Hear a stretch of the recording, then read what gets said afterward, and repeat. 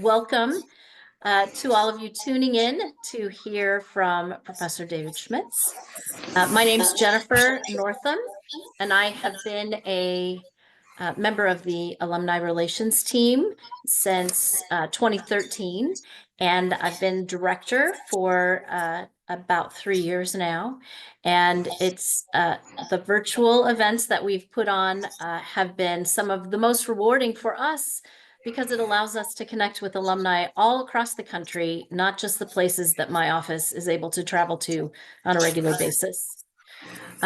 We are on the cusp of spring break, and so student stress levels and probably faculty stress levels are a little high right now, but it definitely feels like spring in Walla Walla.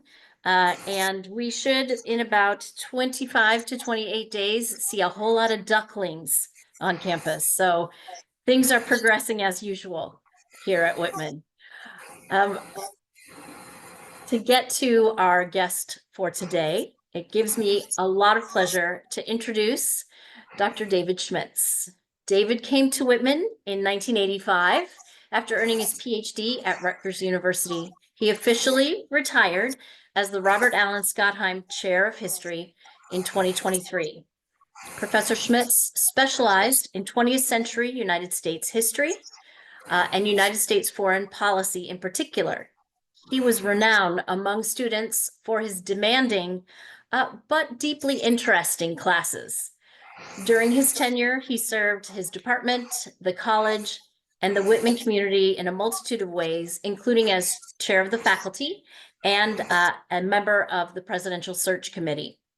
He is the author of more than a dozen books, including Richard Nixon and the Vietnam War, and The Sailor, Franklin D. Roosevelt and the Transformation of American Foreign Policy, as well as this volume of the history of Whitman College. He was also a longtime beloved coach of Whitman men's lacrosse club team and served as the commissioner of a fantasy football league for more than 20 years. But that is a topic for another day. Now it is my pleasure to turn this program over to Professor David Schmitz to discuss this chapter of Whitman's history. David. Thank you, Jennifer. And thank you, everybody, for joining us this afternoon or evening, depending on where you are, and for joining the talk. I want to thank the class of 1975 for asking me to speak and for sponsoring this talk. And again, thank Jennifer for all of her assistance in making this happen.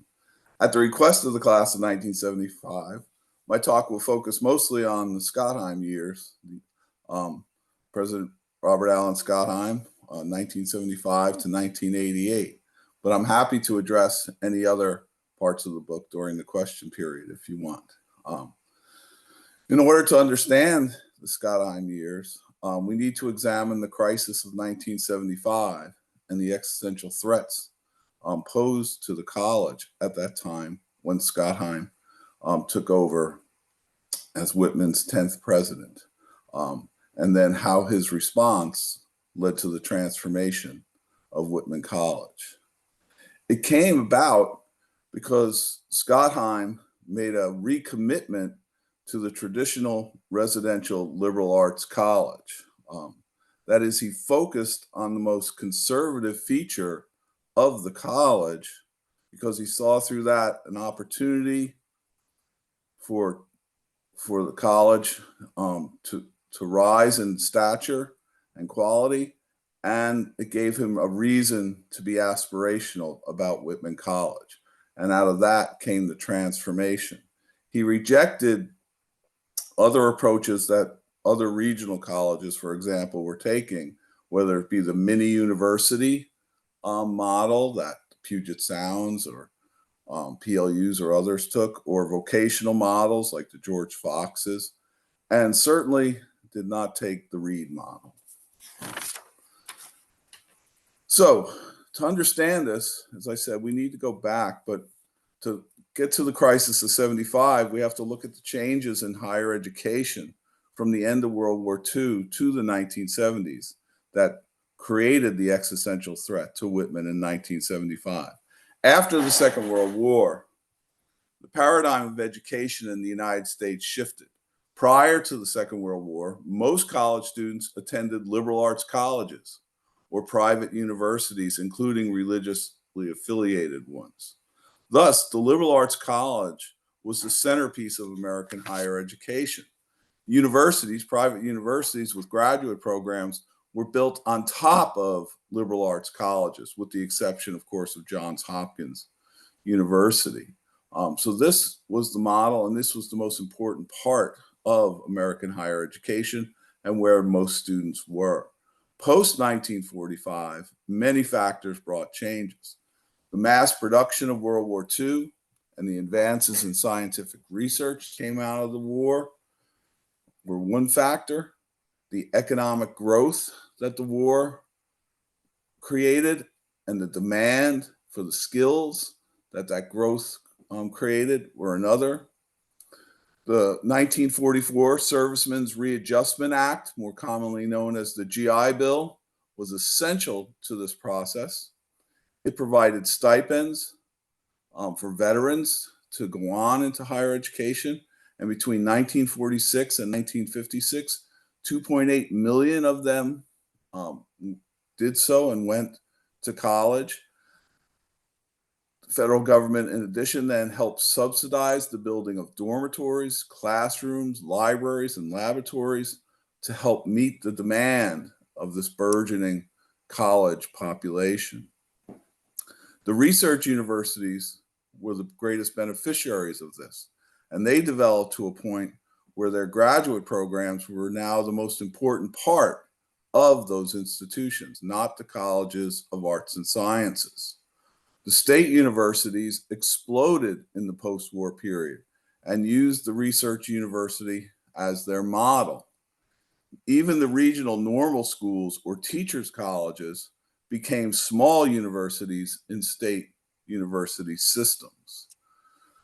And so usefulness to society through research became the most important component of American higher education, rather than the transformation of timeless knowledge or the transmission of values, character, leadership in a democratic society. Research was elevated over teaching. New knowledge was the primary mission, not knowledge for its own sake or the contemplation of beauty or truth, tragedy, etc. By the beginning of the 1970s, then, after 25 years or so of this transition, the liberal arts colleges in America faced a crisis. The large percentage of the most able students were going to the universities. They were seeking advanced science. They were seeking the intellectual cutting edge. They were seeking innovation. They were seeking resources. They were seeking the energy and the growth and the usefulness that those institutions represented. Universities were where young academics were now trained to aspire to seek jobs and where they wanted to be. They were told to work with the best, to go where the resources would support their ambitions and their research. My own doctoral advisor, Lloyd Gardner, would ask me multiple times after I came to Whitman, when was I going to leave and get to a research university? He just couldn't understand why I did not seek to do that. The real fear then was that liberal arts colleges would disappear, and many did, particularly in the early 1970s when over 150 colleges closed, liberal arts colleges, that is. The criticisms of the liberal arts colleges were that they were out of step. Time had passed them by. They were anachronisms. They lacked the resources to give the best to their students. The faculty, quote unquote, couldn't cut it with the best. Therefore, they couldn't get jobs at research universities and had to go to these parochial places with no research, places that were institutions that were resistant to change, places that were isolated, not just geographically, but intellectually.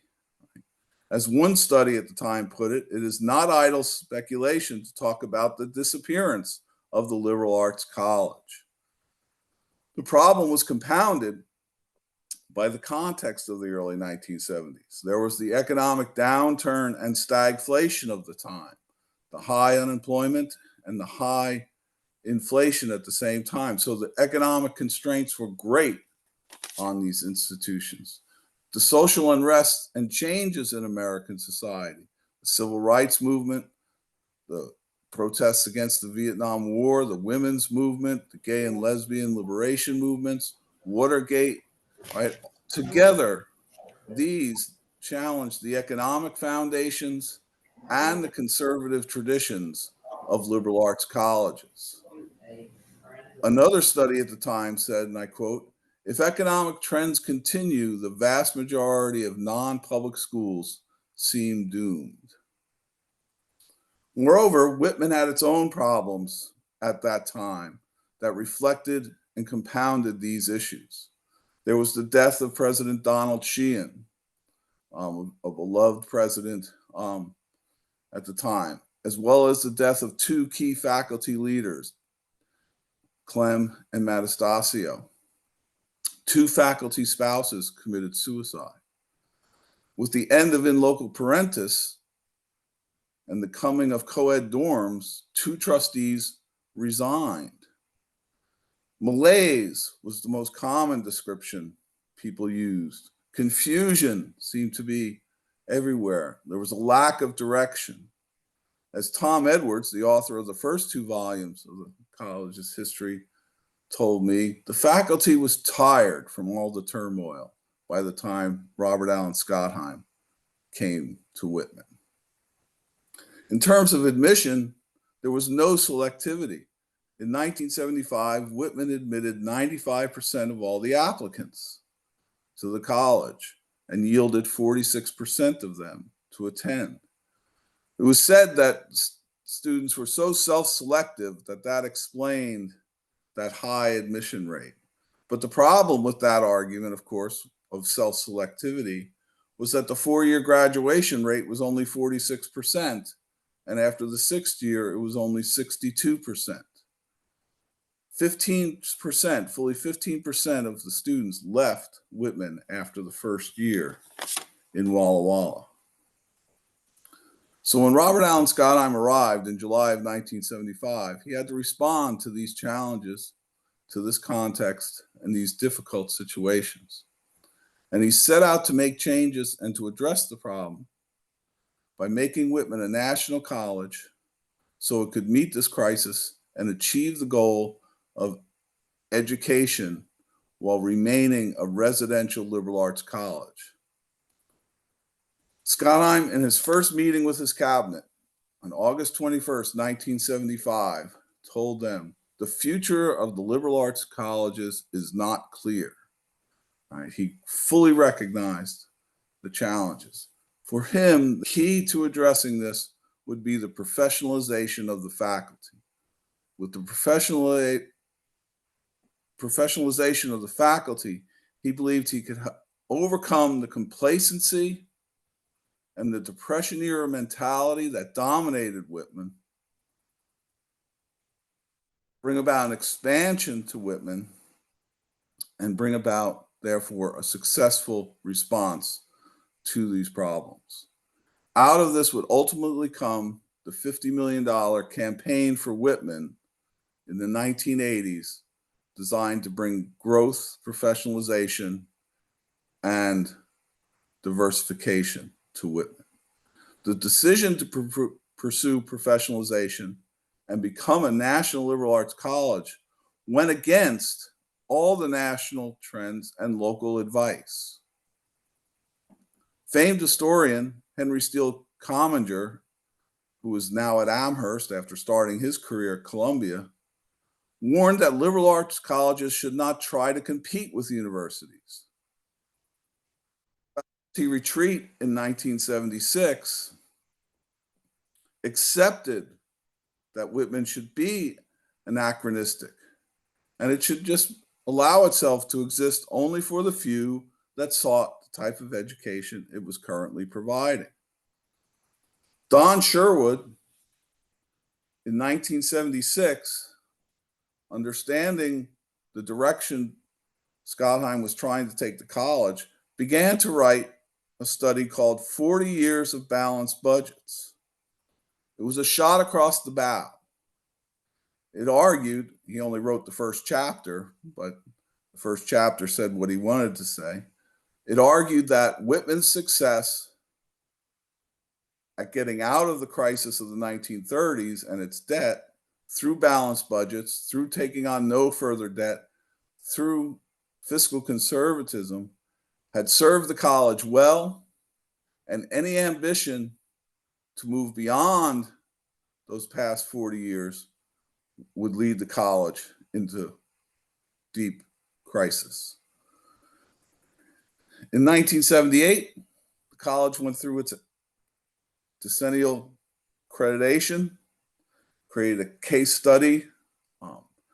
Paul Bragdon of Reed College led the team to accreditate Whitman. Bragdon, responding to the aspirational nature of Whitman's accreditation documents, warned, in his words, that while the study is aspirational and seeks national stature, it is not something that eventually will succeed. It's intriguing, but it seems eventually to become narcissistic and quite possibly an unhealthy obsession. You are very good indeed. Stay that way and become even better if you can. Especially stop invidious comparisons with Eastern places. Especially do not abandon the genius of the Inland Empire and the distinctiveness it can bring.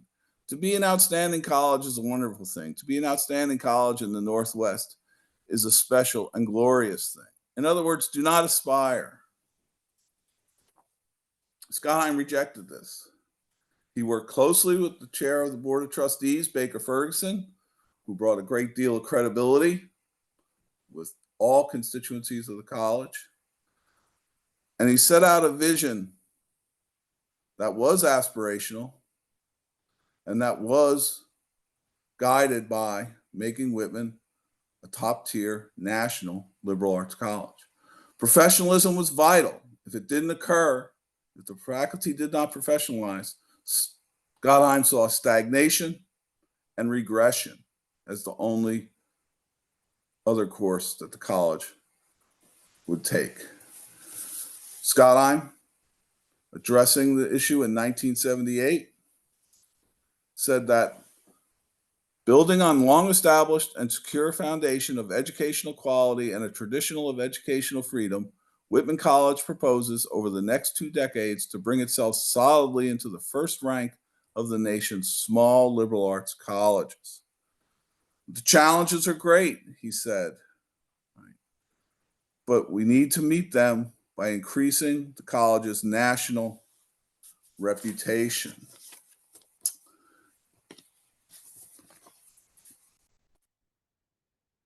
Dedicated faculty who express the teacher-scholar ideal are central to the future of the college's educational programs.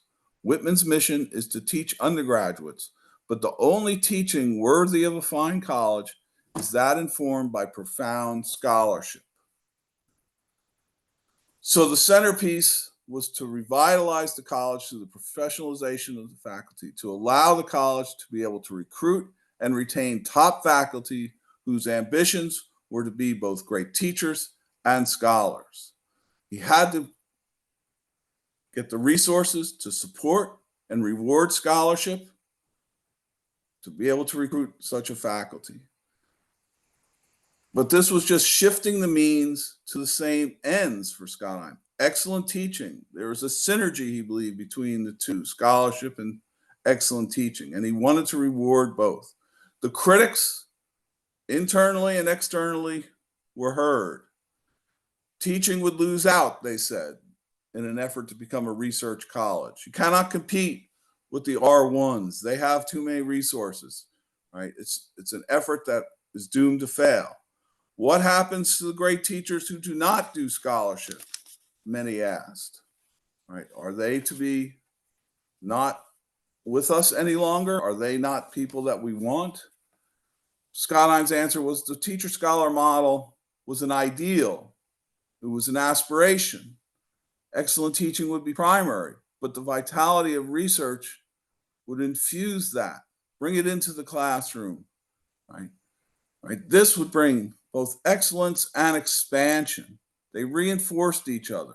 There was a tension for sure, but it brought about, right, greatness if done correctly. As Schottheim wrote, Whitman playing the Penrose card, right? Whitman was one of the few private liberal arts colleges in the West, and Stephen Penrose wanted it to be one of the best in the nation. In other words, he was saying this isn't a new thing for Whitman, it's just not achieved it yet. Right? But now was the time to achieve it, and now was the necessary. And so Schottheim brought all that together in the campaign for Whitman, which sought to add faculty, add depth to the academic program, as well as new areas to the academic program. And out of this comes transformation. And so we see this. The teacher-scholar model is eventually adopted during the Schottheim years, right? Growth and aspiration becomes central.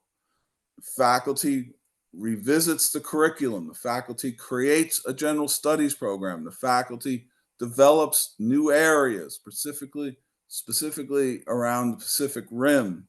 The size of the student body grows. The endowment grows. Central to this as well was student services. With the end of In Loco Parentis, there was chaos. Students simultaneously wanted more freedom, so they loved the end of In Loco Parentis, but they also wanted more from the school, as did their parents. Health center, counseling, residential life programs, career center, things of this nature. In athletics, Schottheim brought an end to football. He did so because the budget couldn't support it. And football was taking up an inordinate amount of that budget at the same time that students were seeking new opportunities in other sports, and at the same time that Title IX and the legal requirements of Title IX had to be met. And so the funds from football would go to create women's varsity sports as well as other new varsity sports. Schottheim sought diversity. He sought greater diversity in the curriculum. Up to this time, Whitman was very much a curriculum of Western civilization of the United States and Europe. Right? He wanted to open it up to the world, open it up to a broader discussions. He wanted more diversity of the students. When he hired Ed Foster as the new dean of the faculty, he told Foster that he wanted him to create a general studies program and to hire more women to the faculty. These were two direct things, as well as lead the movement towards the professionalization of the faculty. Financially, right, the only way to do this, given the conservatism of the board at the time, was to conduct a capital campaign to raise the money for it. And so the $50 million campaign ultimately brought about 15 new tenure track positions, as well as greater resources for financial aid, greater resources for student services, right, and to change the direction of Whitman College. The other big transformation of the college came under Tom Cronin and the transformation of the physical plant that he led in the 1990s and early 21st century. So in 1975, Whitman was still Stephen B. L. Penrose's college. Besides co-ed dorms, everything that Whitman had in 1975 would be recognizable to Stephen B. L. Penrose as the institution he led for 40 years into the 1930s. By the end of the period that I studied, 2015, Whitman was now Scottheim's College. It still had crucial aspects of Penrose's foundation and goals. It was still a residential liberal arts college. But unlike the Penrose years, where it was financially unstable, it was now financially stable. And unlike the Penrose years, it was now a nationally recognized liberal arts college. And so Scottheim's initiatives were overlaid on Penrose's foundation and became the dominant influence. If I can quote briefly from the book itself, page 448. Whitman was now Scottheim's College. Certainly the school maintained crucial aspects of Penrose's foundations and goals.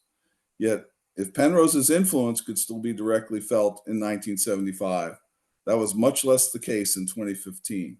With John Stanton's leadership of the Now's the Time campaign, the vision for the college to establish itself securely among the top liberal arts colleges in the nation was completed. The result was that Scottheim's initiatives, overlaid on Penrose's accomplishments, became the dominant influences on campus. There was continuity, but more so there was change within the parameters that Penrose had established. It was a conservative transformation, as I noted at the beginning, right?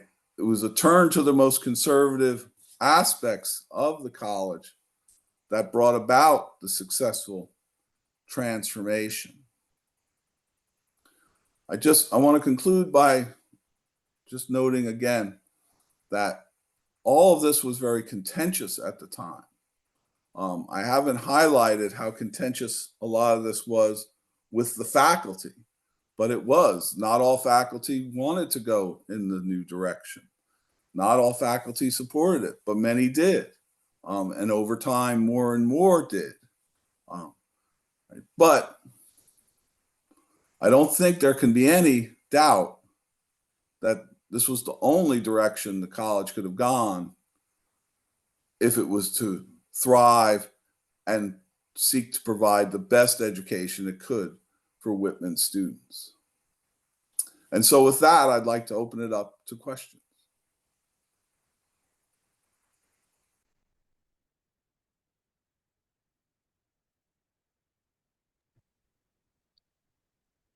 Peter Allen, if you'd like to turn on your camera, ask your question. Hi, Professor Schmitz. Thank you. I took Peter. your first Vietnam seminar in 1985. Thank I you for remember. getting a math major through his first history class that he was terrified to do. So my quick question was, after President Scottheim's successful long tenure, we then went for, if I recall right, a very short tenure. Was that Maxwell after for Yes. 2 years One or year, something? 1 year of Foster as interim and then 4 years of Maxwell, yeah. Was that period obviously didn't work out well for the college? Was that how he was set up, or was that, I won't say bad hire, was it just a bad fit, or what happened in there from very successful tenure to a less successful tenure? Yeah, so I mean, it's a, in many ways, as I say in the book, the Maxwell years, the failure of the SLEP campaign, the Student Life Enhancement Program, more represented the earlier eras of the college rather than the successes of the post-75 period. Part of it was that, I'd say the main thrust was that the Student Life Enhancement Program was trying to make changes that the president and dean of students, Russ DeReamer, saw as exciting and what they believed would be good for the college, but that most of the constituents did not. And so they were trying to change within this a very fundamental part of the residential experience. And most of the students and alums and staff didn't want to do that. they didn't want, we now have it, but they didn't want a centralized dining hall at the time. And they fought it, and they fought it very, very hard. They didn't want bringing the academic program into the dormitories, and which they thought would be, a very good thing as part of this. And so Maxwell and then there were structural problems to it. They didn't do enough preparation for a campaign. They hadn't laid the groundwork enough. They hadn't identified donors enough, and so there were structural and problems with it. But the vision was not one that met with what the college sought at the time, and so it was really a step backwards in that sense. He also simultaneously had curriculum committees, multiple subcommittees of the curriculum committee going, and was trying to impose from the top a vision of the curriculum that didn't correspond with where the faculty wanted or thought the curriculum should necessarily be, with the exception of moving from 3 tracks of the first year program into a singular first year class. That was the only thing that came out of all of that curricular activity. So for those reasons, that was not a successful time for the college. And then you could point to some of the economic problems nationally, but that wasn't a big problem. It was more the vision and being out of step with the college. Jennifer? Thank you. All right. Alan, I see your hand, but I've also got a couple people who turned their mics on earlier. And Dan, I see you too. Hal, did you have a question you wanted to ask? No, not a question, just a statement related to the need for academic excellence at Whitman College. And this is what Bob Schottheim faced. I graduated in 1955, and I took organic chemistry. My mother-in-law, who graduated in 1928, also took organic chemistry from the same professor. When she died, I saw her notebook. It was identically the same as mine. Now, was there a need for greater academy? No question in my own mind. I would add to that, Hal, and Hal, it's great to see you. I would add to that Whitman lost a lot of students transferring to the University of Washington to get that type of science. They would take a year or two at Whitman, and then they transfer out because they were seeking a different level of science instruction. Let's put it that way. Alan, go ahead. Nice to see you again, Jennifer. David, I've met you at a reunion before. Like you, I'm a retired academic. I was 40 years full-time. A quick comment about the Maxwell years. My dear friend, the late Kate Brocker, one time told me quite bluntly that the faculty did not like him. And having been a faculty member like yourself for more than one generation, that's loud and clear. For me at least. And I'm very eager to read your book. I graduated in '74, as Jennifer remembers, I think. And so, Don Sheehan died the winter of our senior year. And I remember those suicides, as does everyone who was a student perhaps at the college in those days. I hope I, like you, if this doesn't sound terminally vain, have embodied myself the scholar-teacher model. But and my understanding, my read from the earlier volumes, Tom Edwards volumes, and other materials that I've seen from the college, perhaps like others in the audience, suggest that the model is loud and clear. I think perhaps like you, it's quite complicated. It's sure as hell not a given that excellence in one domain automatically presents in the other. And this isn't necessarily a contrary voice. I tend to think that excellence in teaching is perhaps rarer, at least at my old stage now. It's a rarer entity than excellence in writing or research, perhaps. And I come from the generation of Whitman students who were blessed by in my case at least, the best examples of pedagogy I ever saw. Always better, frankly, than anybody in graduate school. And I was in graduate school for 7 years because I'm slow. And back then, as perhaps was the case with you, humanities PhDs took a hell of a long time. I wonder now sometimes with the diversity and the just extraordinary creds that I read about the contemporary faculty at Whitman, sometimes I wonder, and this is only is my age, I'm afraid, if these guys are as legendary in the classroom as an Arthur Rempel, for example. And I was not exactly a biology major, but a lot of my best friends were. And a couple of them were on the campus a month or two ago, and they sent me pictures of themselves by the Rempel statue. These people don't exist very often, folks. That's my experience. And if you forgive one other sort of personal reference, when I was young in the academic business, I published an article in a journal in the 1990s that was called College Teaching. I have no idea if it still exists, but I wrote a profile of Tom Howells. That was part of it, because the Tom Howells don't happen much. They just don't. And So, Tom yeah. Howells didn't publish much of anything, but he changed a lot of us. And a whole bunch of Whitman professors of that vintage, depression stamped as they were, just changed the game.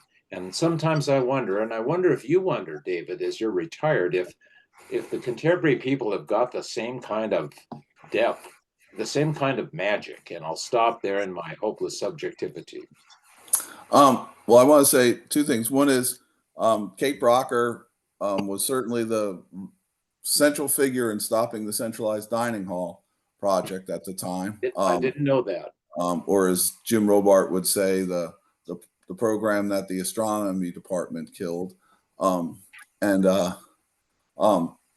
Two, I would say that, and I'm asked this question many, many times, I have no doubt that Art Rempel, Tom Howells, and the other, giants of that preceded me onto the Whitman faculty would, if coming to Whitman now with the expectations, would have been just as good teachers and would have been scholars. It wasn't expected of them. They had higher teaching loads than we have currently.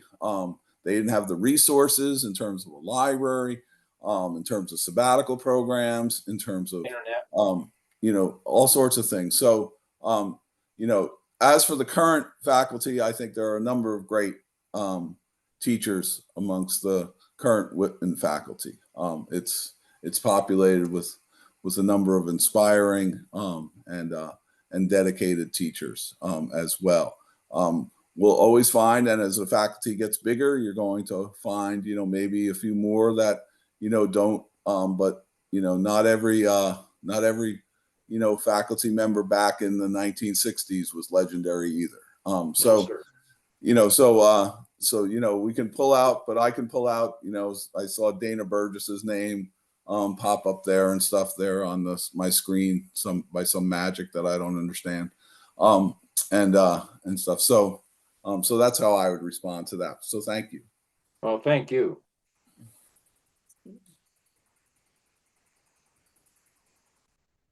Dan Clark, do you want to ask your question? Yes, Dave, just a few words more, would you, if you give us about your term professionalization. Is this simply the combining of teaching and writing and research skills, or are there additional factors that are relevant?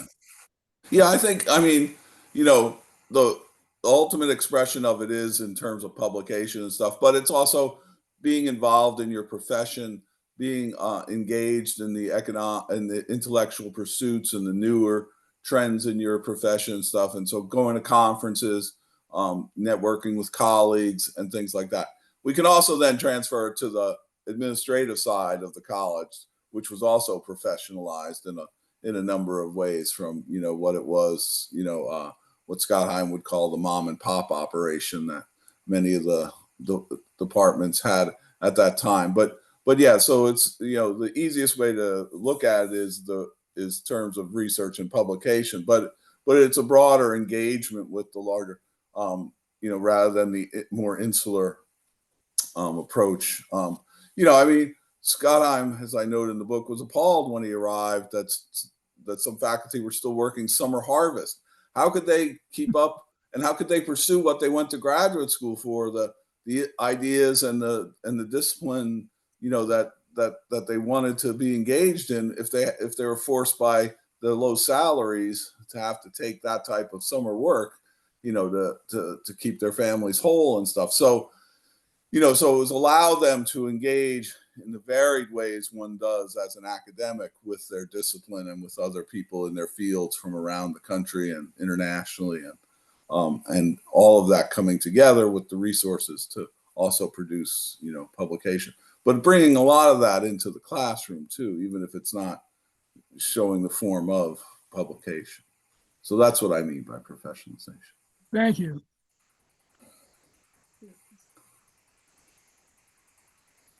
Could I speak? I do see your hand, Steve Rubin. Please go ahead. As one of the guinea pigs that lived through this transformation, David, I want to thank you for your Hi, Steve. comments. Hi.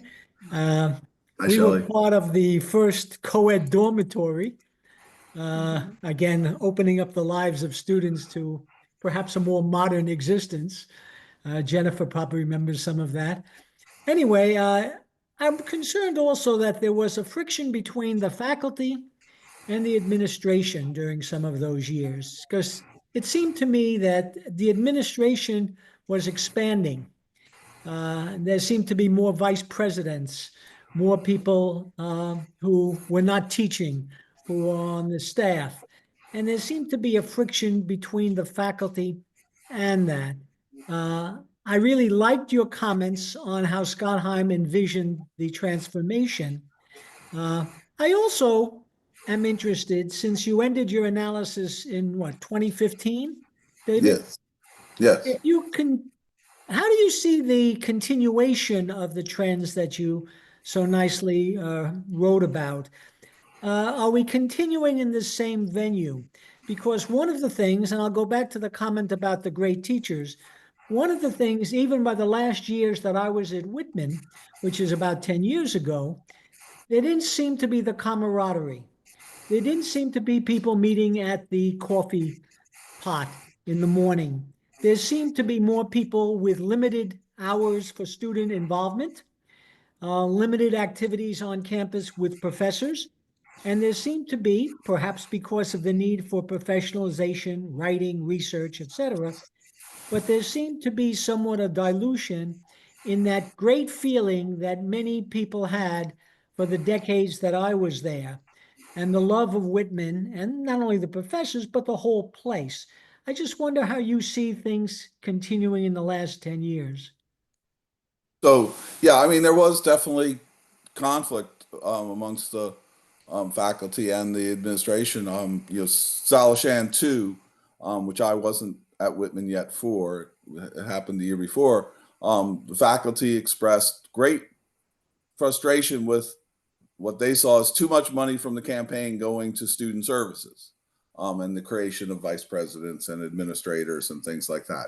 Even though empirically, the vast majority of the funds were in fact going to the academic program and to new faculty lines and positions. But that tension is always there amongst faculty. So, it wasn't new to Scott, but I think because of the other transition of professionalization, it was exacerbated. The Mary Hanna case exasperated it with the process and the time order of granting tenure and promotion to her outside of the normal venue when she got an offer from another school, and that created conflict. Another example of this tension between the professionalization and the old way. The denial of promotion to certain faculty who had engaged in the creation of the general studies program, but then that wasn't fully, they thought it would count as their professionalization, but they were told it counted toward, but was not enough. And so they didn't get promoted to professor. And so that created, so there were a number of ways that this time of transition, it wasn't universally accepted, as you say. But I would say that, and I think this is what you're alluding to, that within those tensions, and there were faculty that strongly supported the direction that the college was going, and stuff. There was a good camaraderie amongst the faculty, even when there was, and so I think certainly these trends are still the dominant ones at the college. As for the nature of the collegiality of the faculty, if that successfully summarizes sort of what you're trying to say today, I think it's generational. That is, that there are just a lot of graduate schools are different than they were when you and I went there.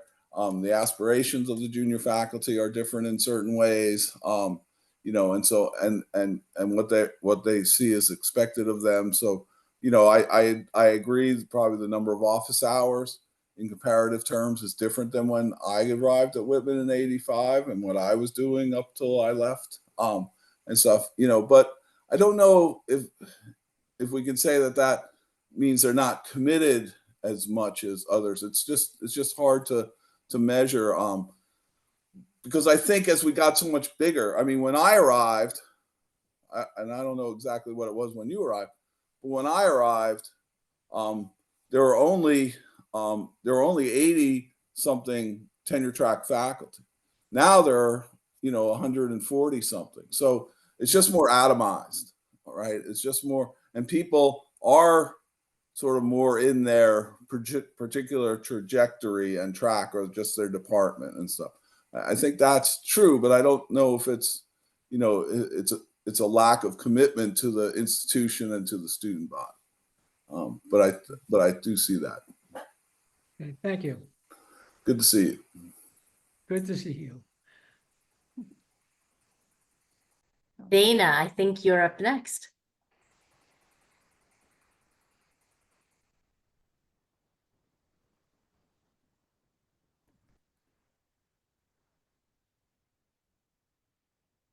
Dana, you got to unmute yourself. Sorry.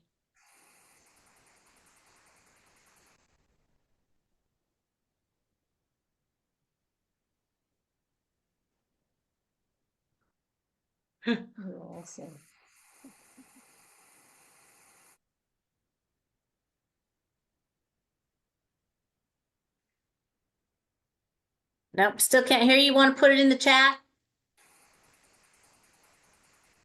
Yeah, because we can't hear you. Okay. All right, Jeff, you've got a question. Question and a comment. How much has the faculty changed due to the fact there are so few academic jobs available? Are there people coming to Whitman who would never have come there otherwise if they had other alternatives? I remember a few years ago at the reunion in a meeting, get together for the history. One of the professors, I won't condemn him guilty by naming him, but he said, I would never have come to Whitman if there were lots of jobs. Well, I think that when I came to Whitman in 1985, in my field, I applied to 3 jobs because that's all there were. That a 20th century U.S. historian tenure track were available that year. So I think tightness in the job market has been a trend at different times. But for me, that was exactly the type of place I wanted to be. So. But yes, it's certainly true that people take jobs where they can get jobs, and not everybody comes to Whitman because it's their ideal. We certainly hope that it becomes their ideal by bringing them to Whitman and exposing them to it. So that's that certainly happens. But on the other hand, tightness in the job market is bad for the candidates earning their PhDs and stuff, but it's good for the college, unfortunately for them, because it allows us to be very selective and to be attracting top people. Faculty is always going to be somewhat transitory, right? There are people that are going to come and they're going to leave for a variety of different reasons, or different opportunities and stuff, and that's part of the nature of it. And if they come and because they don't want to be there, that shows up in a poor performance, then that's dealt with in a different way through the personnel process. I had one comment. When Scottheim retired, there was an interview with him, Whitman News. He talked about the things that you talked about. At the very end of the article, he commented that Whitman was not a school for students and young people who were fundamentally or in any way alienated from the main. I can't hear you clearly. He made the comment in Whitman News after he retired that Whitman was not a school for young people who were in any way really alienated from the main contours. I always thought that was a very damning criticism of the college. It was not a college for, and then I still didn't hear the last part. I'm sorry.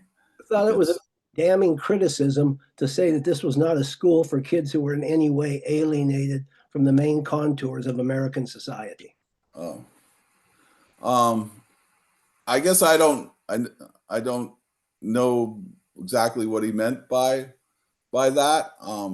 So that's hard for me to respond to. I think that there's certainly, Whitman is a place where the expectation is that you join things, you join clubs, you join sports teams, intramural teams and stuff. So I don't know if that, that works around community. So I don't know if that, but that's the best I just don't know. I can't really. I've never liked the comment. It kind of soured me. Yeah, I don't know. So thanks. Thanks, Jeff. Dana, you want to try and ask your question? Yeah, is it working now?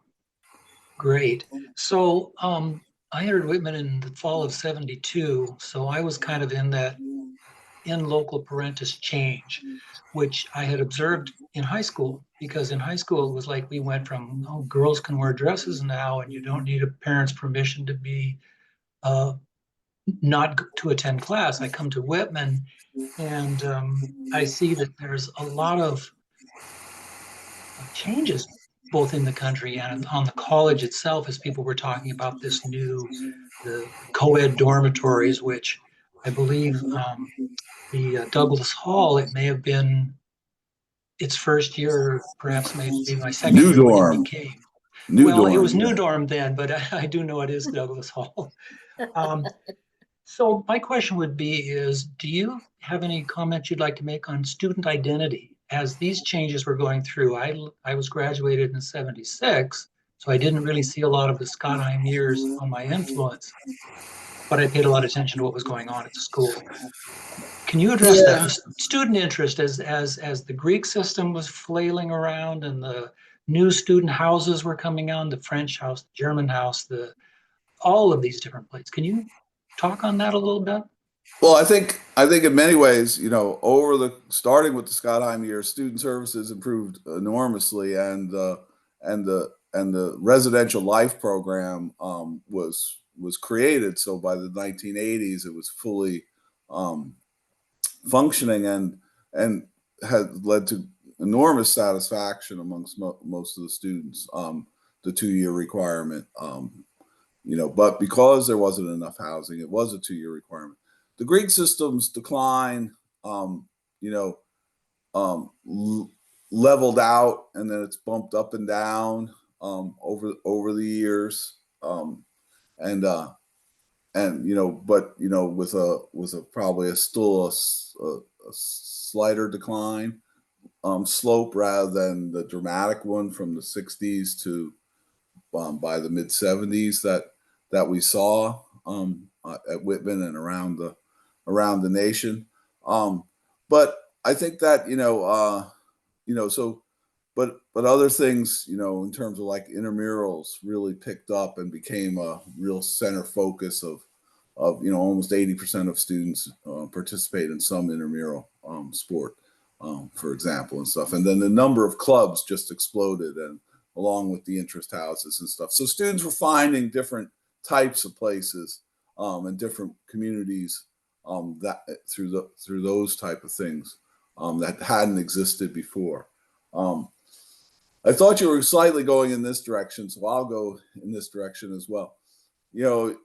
Alum come back a lot when I was still on campus and say, God, look at this. I would never get admitted now. I see their SAT scores and stuff. And I always said that, if you were in school now, you'd be getting those SAT scores because that's what you need to do.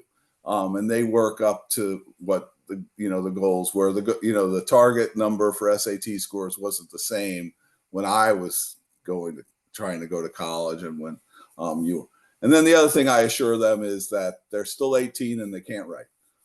So, for however glorious their scores are, that remains a truism. So don't worry, you would have done fine at Whitman today if you can. I appreciate that. Thank you. As I couldn't. I don't want to make it sound like there are the exceptions, as I always said. There's the exception. You get a kid, and as I used to tell my classes, and everybody hates them, right? Because they can sit down and win drafts, turn out this beautiful, essay and stuff. But, that's rare. Great. Thanks again. Yep. All right, David, you're up next. And then I've got a question in the chat, and then Michelle, and we'll go back to the chat.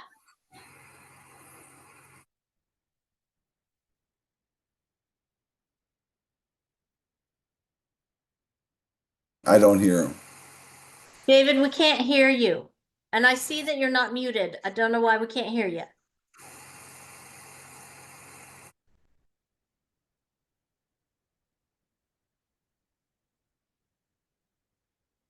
Technology.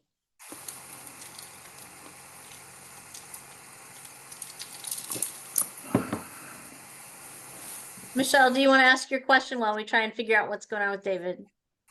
Sure, I'll give it a try. Can y'all hear me? Okay, great. Hi, David. So you, I used Nice to to you. thank you. Nice to see you. I've heard you agree with Scott Heim in your words that that both learning and social development are best done in a small residential community with close interaction between students and faculty. And now that we're 5 years in from COVID and our experience with remote and online learning, can you share your observations on that and whether where you see that going in the future for the college? Yeah. So I should say that while I retired in 2023, I didn't teach for the last 5 years. I was a full-time member of the faculty, but I was working partly on release time to write this book. So I didn't experience the COVID teaching. But prior to that, I had been staunchly opposed to the notion that Whitman should adopt online as a way to increase its revenues and things like that. I'm just not I just don't think it's A, what Whitman is, and B, the best form of teaching. David would be suffering now in his discussion grade because he can't get his mic to work, and so I'd have to mark him that he's not participating in class here today, and stuff. So I think everybody's happier that they're back on campus and and back in those type of rhythms, because being a faculty member, of course, the courses are the most important thing and stuff, but we all know that that's only works well when it's part of the community where the students also have interaction with their peers and ideas that are coming from what other students getting in other classes, and where they're able to work through these things outside of the classroom and stuff, as well as to just have breaks from the intensity of the academic pursuit. But it's, and so the community is very important to me, which is why I think it is the best model, and therefore, worth our efforts toward supporting the college, as well as, the costs, the unfortunately high costs of the college. So I just think, and it probably hurt the younger students through COVID more, as we know. How far some of them fell behind in the grade schools and in high schools, and how easy it was for them to disengage through remote learning and stuff. But I think that, for college age students, it's the same set of problems, the same type of isolation. It's just not healthy, and it's not the best way to pursue. Am I answering the question that you're looking for, Michelle? Yes, thank you. Thanks. Thank you. And from the chat, this is a Mary Hannah question. How was Mary Hannah's presence on campus and her impact? How did that influence how we sped up or restricted the movement of the college towards being nationally recognized? What were her proclivities, great word, towards the Scottheim vision? Well, she definitely sped it up. She was recruited to Whitman and brought in as an associate professor. She had taken a time off in her career, but she was brought in because she was a teacher scholar, a successful teacher scholar. She got recruited by another school in 1984, and President Scottheim met that offer because he saw her as a representative of the ideal of the teacher scholar model. And that created conflict with the faculty. The personnel committee disagreed with the promotion of her. It was a difficult time, but it was as I say in the book, it was a tipping point that Scottheim made it clear that this was the direction, and the majority of the faculty now were in support of that direction. And so she was vital to it. She supported it completely. I know when I was hired in 1985, she made it very clear to me where she stood on these issues and what she thought the expectation should be. And in addition, she was vital. This wasn't part of the exact question, but she was vital to the bringing in of the ever-growing number of women as a mentor to them, as a senior woman on campus. So she was very important in that. So yes, she was a supporter of Scottheim, supporter of this. She was an exemplar of it in many ways. And unfortunately, her case, which became an issue for the whole faculty, showed that, was a flashpoint, the last big flashpoint of the conflict in this transition. And she was a great teacher and colleague. It was amazing. All right, I have a question from a current parent. Can you please provide any observations about the direction of the current and recent past Whitman leadership and the caliber of the current teaching? Well, I haven't done the extensive research, so I don't want to, go places I don't have all the information on. I would say that I think the quality of the current teaching is excellent overall. I have little doubt of that. I think the commitment of the vast majority of the faculty to excellence in teaching is there.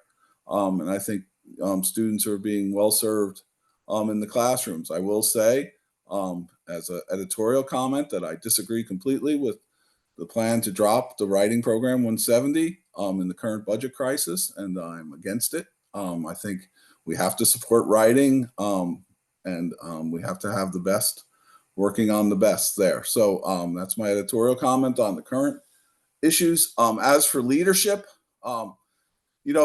difficult times in the last, COVID, strains on budgets, and now, of course, the quote unquote demographical cliff that's approaching of a declining number of college-aged high school, of graduates coming out of high school to college age. So these are difficult and challenging times and issues that face Whitman's leadership. I think that what we see is that you have to look at it in comparative terms. How has Whitman managed these crises in terms of whether they have to cut programs, cut staff, cut faculty and stuff, in comparison to what other schools are having to do? We can't just look at it in a Whitman context per se. And then we can see if, what the priorities are. I always say that, the starting point has to be, what is best for the education of our students. That should be the starting criteria as we make these decisions. I wouldn't say that I agree with 100% of the decisions that have been made, match that in my estimation, but a high percentage do.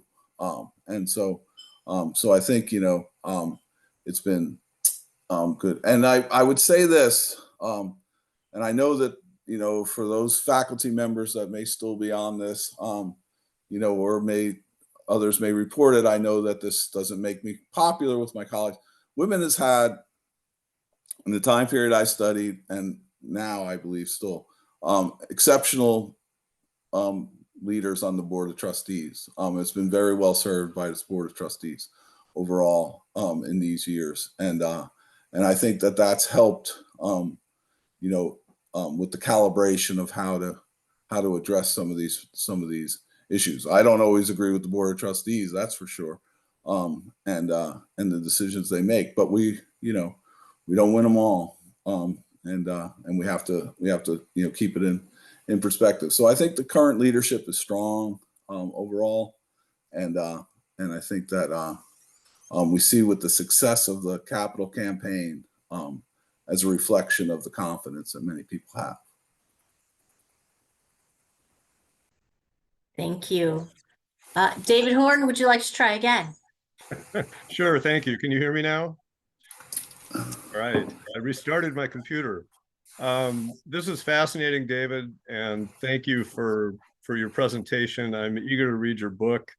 A couple of things. One, you mentioned the job market for professors. I happen to be one of the two student members of the search committee that hired Russ DeReamer in 1978 as dean of students, and we got I don't know 200 or 300 applications for that job. The vast majority were people who were just popping out of grad school in either history or English. There were no jobs in those fields, and President Schottheim, I got to know him fairly well, and he told me, I remember him telling me that if you go to grad school in history, if you're the best student of the best person in the field, then you might get a job, and otherwise it was hopeless. Now this was in the 70s. I also wanted to ask, how much did you, in your research and in your book, how much did you delve into the student experience? And I'm asking partly because a lot of this, these big trends and President Schottheim's goals, fundraising campaigns, I really think that the students had no idea what was going on, at least when I was there. I got there in 76 and graduated in 80. So I guess the residence hall program that you're talking about started probably after I left. There were changes in student services that I saw during the later part of my time there. But I think the general studies program might have started or might have been getting going around the time I graduated. There was a flop in 1980, but the first attempt at it. So I'm just curious, how much did you? Yeah, so I don't delve into it in certain. In other words, I talk about athletics, right? I talk about student services and residential life and things like that. But if you start talking about one club like the men's lacrosse team, to take a esoteric example, then you got to talk about every one of them, right? Because why are you, so you can't talk about every different student event or every student trend, because it just, that goes on forever. And then, you leave somebody out. Why did you choose them and not? So I made an early decision that on that level, of student experience, but I mean, I talk about the End of Tuesday Night Club, which was a sort of campus wide thing, and, and why that came about. And so so selectively I go there, but the larger trends and the institutional changes that affected the student body, that's where I concentrated, rather than, than trying to say, what all these different clubs might have been up to at different times, and, and what was ASWAC up to every year and things like that.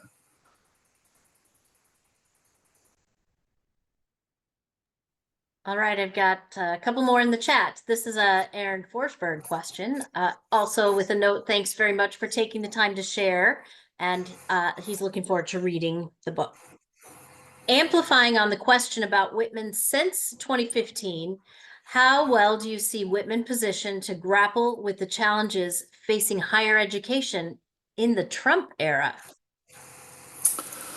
Well, as well positioned as anybody, because, it's going to change next week, the trajectory of what's being asked of people, and then it'll go back to something else. So we have no clear, indications, but I'd say it's well positioned for the different challenges, including the Trump era, because the college has remained true to being a residential liberal arts college. That it hasn't grabbed at every different fad, or hasn't extended itself. It's extended itself, i.e., it's grown within that framework, but it hasn't broken out of it, and so it's not vulnerable in those other ways. And so, as long as it keeps its focus there, I think that's been the one of the keys to its success. To why I call the period 75 to 2015 the most dynamic period of the college. And it was, but it was dynamic because it was conservative change. It had this model that it was working from, that has inherently, as I was responding to Michelle's question, to me, it has this, inherent value of being the best way to educate students and to build community and intellectual communities and things like that. So, so as long as it does that, I think it'll withstand the winds and the buffering. It also has, fortunately for the college, it depends on which way you want to look. It has many more resources than a lot of places. And then you look up and you see that it's got, a lot less resources than some other places, right? But so it depends on how you want to, but it's got strengths that will allow it to deal with. Now, it's not as dependent as the University of Washington, certain programs, on whether they're going to give them grants for research and stuff, and whether that money is going to support, not just the direct research, but the other costs of, the building and the electricity and staff and stuff. So it's not as dependent on that type of federal money. Most of it is probably most dependent on the financial aid side, but that's going to be something that's going to hit everybody the same. If that becomes a source of greater instability. So I think that's where we stand.